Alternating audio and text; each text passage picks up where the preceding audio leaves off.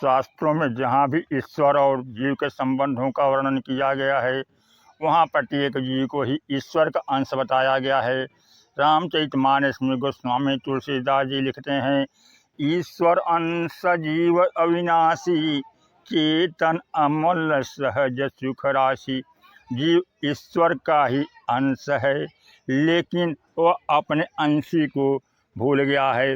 अंशी से मिलना ही जीव का धर्म है, लेकिन जीव के पास अनेक समस्याएं होती हैं, जिस कारण से वह ईश्वर से मिल नहीं पाता। गोस्वामी तुलसीदास जी अयोध्या से जनकपुर यात्रा प्रसंग में विश्वामित्र और राम जी के बारे में लिखते हैं कि चले जात मुनि दिन ही दिखाई, सुनी तारका क्रोध करि ढाई।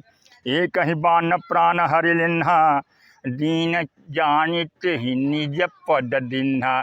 जब भगवान राम ने एक ही बाण से तारका का वध कर लिया, तो विश्वामित्र जी भले ध्यान धारणा के माध्यम से जान गए हों कि राम का अवतार हो गया है, लेकिन जब राम जी ने तारका का वध कर लिया और उसे अपने में विलीन कर दिया, तब ऋषि निज नाथ हैं जिय चिन्ही।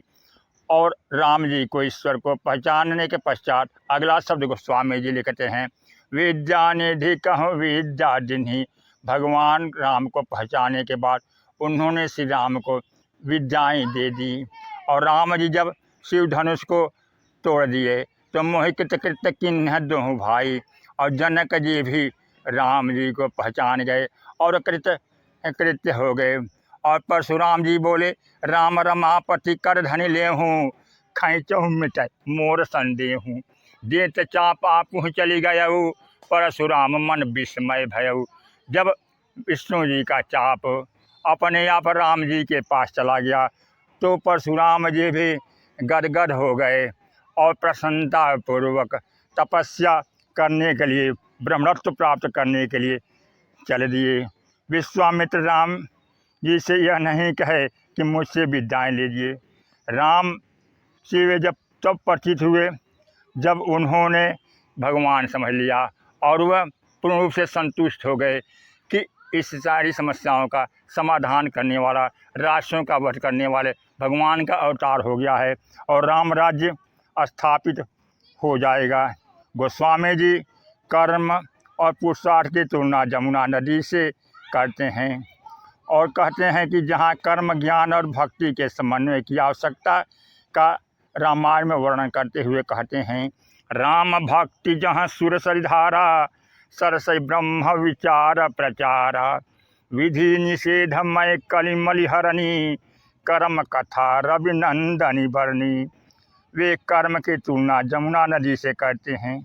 सज्जनों, जमुना बड़ी विशाल नदी होने पर भी वह बीच में ही अपने को तीर्थराज प्रयाग में विलीन कर देती है, गंगा में विलीन कर देती है और उस जल को ले जा कर के समुद्र में विलय कर देती है। इन नदियों के उद्गम, मध्य में मिलन और अंत में संगम का तात्पर्य क्या है? अर्थात व्यक्ति का कर्म नदी की भांति होना चाहिए। नदी अनवरत कर्म कर रही है, समाज की सेवा कर रही है, खेती को सिंचाई के लिए जल दे रही है, मनुष्य को पीने के लिए जल दे रही है, स्वच्छता दे रही है। जिस प्रकार नदी में अनवरत कर्म, अनवरत सेवा की वृत्ति है, उसी प्रकार व्यक्ति के जीवन में कर्म होना चाहिए। और कर्म का उद्गम कहाँ होना चाहिए? कर्म कथा रविनंदनी बरनी। यमुना सूर्य की बेटी हैं और इसका तात्पर्य है कि हमारे कर्म का मूल उद्गम सूर्य हो, मानव के कर्म का मूल उद्गम सूर्य हो, प्रकाश हो, विचार हो, सद्ज्ञान हो।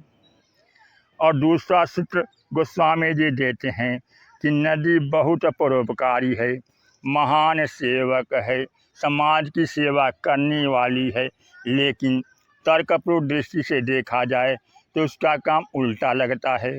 परोपकारी है तो उसे वहाँ जाना चाहिए जहाँ पर उसकी आवश्यकता है, लेकिन नदी परोपकारी होते हुए, सबकी सेवा करते हुए वह रेगिस्तान की ओर न जा करके नदी में, गंगा सागर में ही क्यों जाना चाहती है?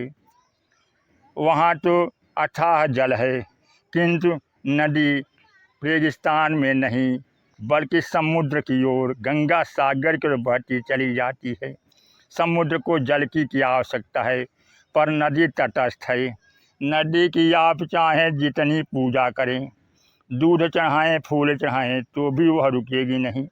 यदि उसमें गंदगी डालें तो भी नहीं रुकेगी। जब जमुना अपने को गंगा में विलीन कर देगी तो भी वह चुप नहीं रहेगी, स्थिर नहीं रहेगी, बल्कि आगे बढ़ती जाएगी। नदी से किसी ने पूछा कि तुम बहकर व्यर्थ समुद्र में क्यों जा रही हो, वहाँ तो जल ही जल है, वहाँ तुम्हारा क्या मतलब है।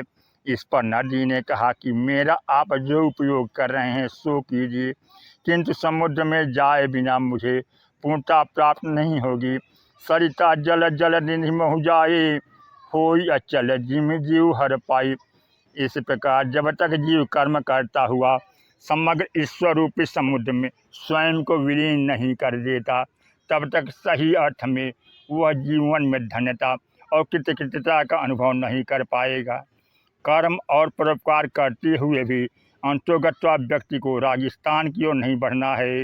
यह नहीं मान लेना है कि परोपकार के द्वारा ही जीवन में धन्यता आ जाएगी, कृतकृत्यता आ जाएगी।